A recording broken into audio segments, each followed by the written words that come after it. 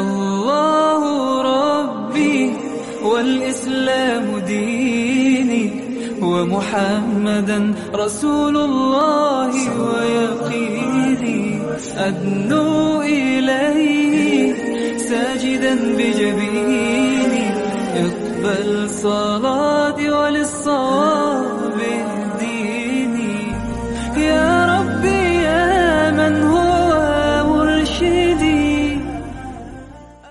Bismillahirrahmanirrahim. Assalamualaikum warahmatullahi wabarakatuh. Innal hamdalillah nahmaduhu wa nasta'inuhu wa nastaghfiruh wa na'udzu billahi min syururi anfusina wa min sayyiati a'malina. May yahdihillahu fala mudhillalah wa may yudlil fala hadiyalah. Asyhadu an la ilaha illallah wahdahu la syarikalah wa asyhadu anna Muhammadan abduhu wa rasuluh alladzi la nabiyya ba'dah. Allahumma sholli wa sallim wa barik ala nabiyyina Muhammadin wa ala alihi wa sahbihi ajma'in. Qala Allah ta'ala fil Qur'anil Karim, asta'id billahis samiil alim minasy syaithanir rajim. Bismillahirrahmanirrahim. Ya ayyuhalladzina amanu taqullaha haqqa tuqatih wa la tamutunna illa wa antum muslimun. Qala aidan ya ayyuhalladzina amanu kutiba alaikumusiyam kama kutiba alal ladzina min qablikum la'allakum tattaqun. Qala nabiyyu sallallahu alaihi wasallam man shoma ramadana imanan wahtisaban ghufira lahu ma taqaddama min dambih amma ba'd. Ma'asyiral muslimin rahimakumullah. Para pemirsa yang dirahmati Allah Subhanahu wa taala. Bersyukur kepada Allah, alhamdulillahirabbil alamin, atas karunia nikmat, taufik, hidayah, inayah yang Allah terus anugerahkan kepada kita sekalian. Hingga detik ini kita masih diberi kekuatan lahir batin untuk melaksanakan kewajiban-kewajiban kita sebagai seorang muslim, khususnya kewajiban kita di bulan Ramadan, yaitu berpuasa.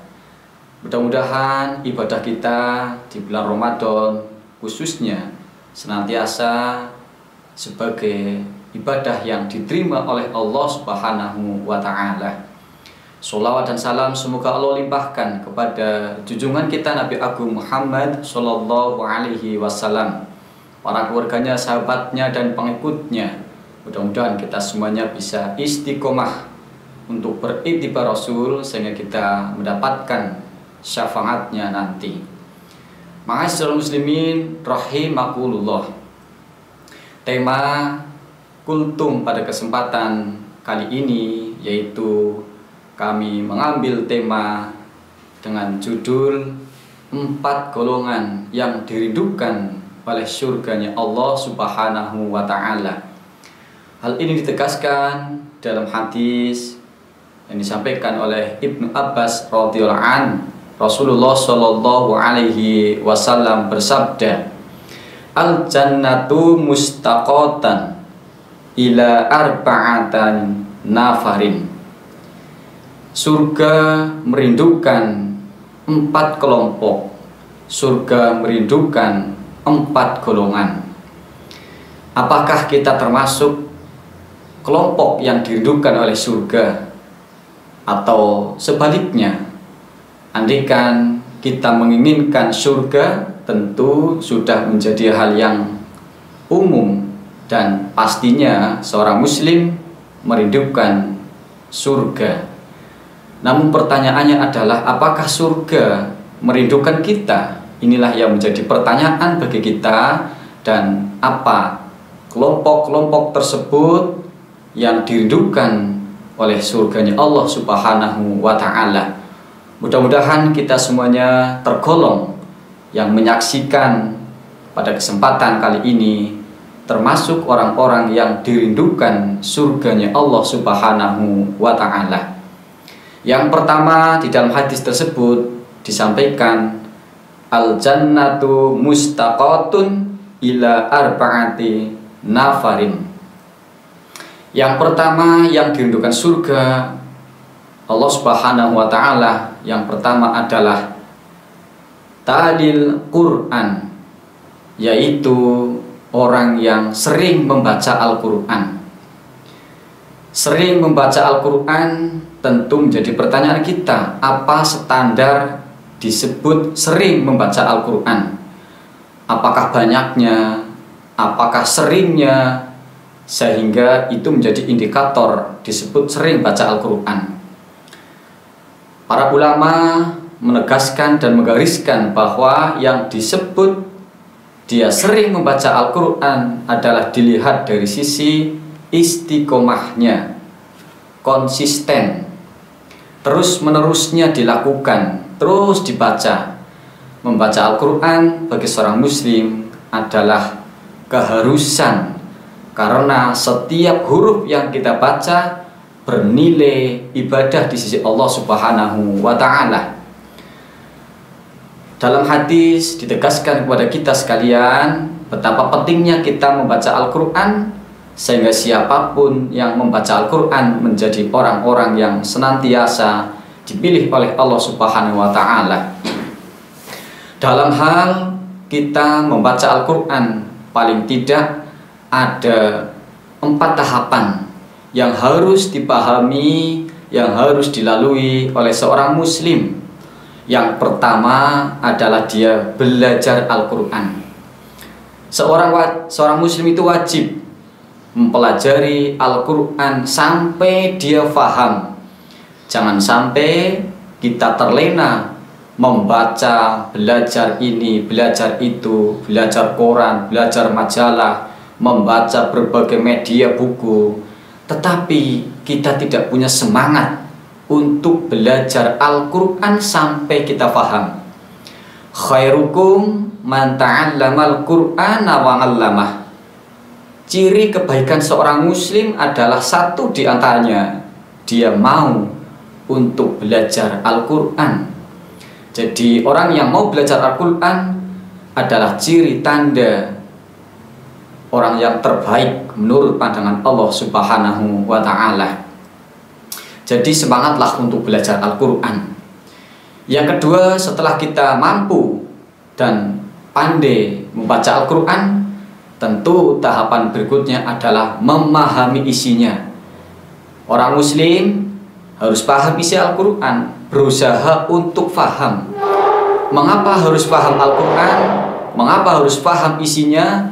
Karena Al-Quran sebagai petunjuk, sebagai pedoman hidup. Kalau seorang muslim tidak memahaminya, maka bagaimana kita bisa memahami Al-Quran sebagai pedoman hidup? Maka kita tidak boleh berhenti hanya sebagai bacaan. Al-Quran harus dijadikan sebagai pedoman hidup, maka harus memahami isinya. Belajar bahasa Arab, memahami isinya dengan memahami tafsir Al-Qurannya. Sehingga tahapan yang ketiga kita bisa mudah untuk melakukannya, yaitu mengamalkan isi Al-Quran. Dan yang terakhir adalah kita menyampaikannya. Ketika kita sudah bisa membaca Al-Quran, kita sudah faham isinya, lalu kita sudah berusaha untuk mengamalkan, maka tahapan terakhir adalah kita menyampaikannya, yaitu khairukum man ta'allamal Qur'ana wa 'allamah. Sebaik-baik kalian adalah yang belajar Al-Quran dan mengamalkannya. Mudah-mudahan kita diberi kekuatan oleh Allah untuk bisa mengamalkan apa yang menjadi perintah dari Rasulullah Shallallahu Alaihi Wasallam. Ma'asyiral muslimin rahimakumullah, seorang atau siapapun yang dia mau lekat dengan Al-Quran, maka hidupnya bukan hanya ditolong oleh Allah. Kalau ditolong sudah otomatis, tapi lebih dari itu. Seorang yang senantiasa hidupnya lekat dengan Al-Quran, tidak mau jauh dengan Al-Quran, maka dia akan mendapatkan suatu keajaiban dari Allah Subhanahu wa ta'ala. Dan senantiasa orang yang dekat dengan Al-Quran, dia akan diistimewakan, dimuliakan daripada yang lainnya. Kita lihat Nabi Muhammad SAW, Nabi yang menerima Al-Quran sebagai wahyu yang sangat agung, maka Nabi Muhammad SAW termasuk Nabi yang mulia, Nabi yang istimewa. Satu di antara istimewa Nabi Muhammad SAW nanti bisa memberikan syafaatnya kepada umatnya, dan nantinya Nabi Muhammad SAW diberi kesempatan untuk pertama kali membuka pintu surganya, di mana para umat-umat yang lainnya belum bisa yang diikuti oleh umat-umat berikutnya. Begitu juga kita kenal malaikat yang mengantarkan Al-Quran dari Allah Subhanahu wa Ta'ala kepada Nabi Muhammad SAW. Maka malaikat yang lekat dengan Al-Quran, dekat dengan Al-Quran, dan senantiasa tidak jauh dari Al-Quran, mengantarkan wahyu kepada Nabi Muhammad SAW, maka malaikat yang mengantarkan, yaitu malaikat Jibril, menempati posisi termasuk malaikat elit, yaitu malaikat papan atas. Malaikat yang diberi kesempatan dan diizinkan oleh Allah Subhanahu wa Ta'ala untuk berwisata, mendampingi Nabi Muhammad SAW di dalam Isra Mi'rajnya dan berbagai macam kesempatan yang lainnya. Maka hadirin yang dirahmati Allah Subhanahu wa Ta'ala, para permisa yang mendapatkan rahmat Allah Subhanahu wa Ta'ala, jangan segan-segan, jangan ragu-ragu untuk terus dekat dengan Al-Quran untuk bisa mendapatkan kemuliaan. Yang kedua adalah orang yang dirindukan oleh surganya Allah Subhanahu wa Ta'ala adalah mereka yang senantiasa wahafidil lisan, menjaga lisan. Menjaga lisan itu sangat penting bagi umat muslim. Mengapa demikian? Karena menjaga lisan, ketika seorang muslim mampu mengontrol lisannya, bisa menjaga lisannya, itu sebagai tanda keimanan bagi seorang muslim. Man kana yu'minu billahi wal yaumil akhir falyakul khairan aw liyasmut. Siapapun yang mereka beriman kepada Allah dan hari akhir, hendaklah mereka berkata yang baik. Kalau tidak bisa berkata baik, maka diam itu jauh lebih baik. Ma'asyiral muslimin rahimakumullah, mulut yang kita miliki atas titipan Allah Subhanahu wa Ta'ala harus kita jaga. Kenapa harus kita jaga dengan sungguh-sungguh?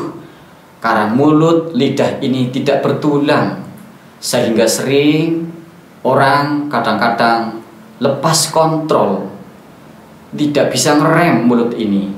Maka puasa menjadi wasilah kita untuk belajar dan melatih agar mulut ini bisa direm.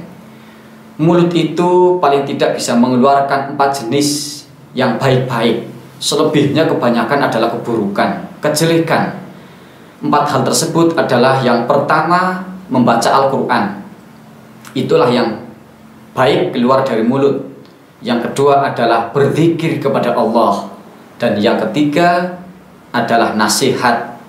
Adapun yang terakhir adalah berdoa kepada Allah Subhanahu wa Ta'ala. 4 hal ini yang keluar dari mulut tapi mengeluarkan kebaikan. Selebihnya kebanyakan yang keluar dari mulut adalah keburukan, seperti ludah, seperti ghibah, muntah, dusta, dan berbagai hal yang lainnya. Itu semuanya yang keluar dari mulut kebanyakan adalah keburukan, kejelekan, sekaligus menjijikkan.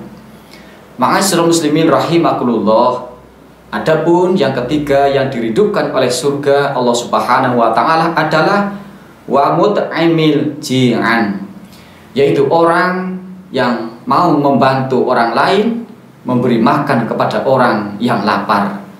Terlebih kita pada kesempatan di bulan Ramadan adalah kesempatan yang sangat besar dan peluang begitu tinggi untuk kita bisa mendapatkan surganya Allah Subhanahu wa Ta'ala dengan cara kita memberikan makan kepada orang yang berbuka puasa maupun ketika mereka akan sahur. Maka sering di tradisi masyarakat kita kebanyakan ada tradisi buka bersama, di mana para donatur bisa memberikan donasinya untuk berbuka para jamaahnya.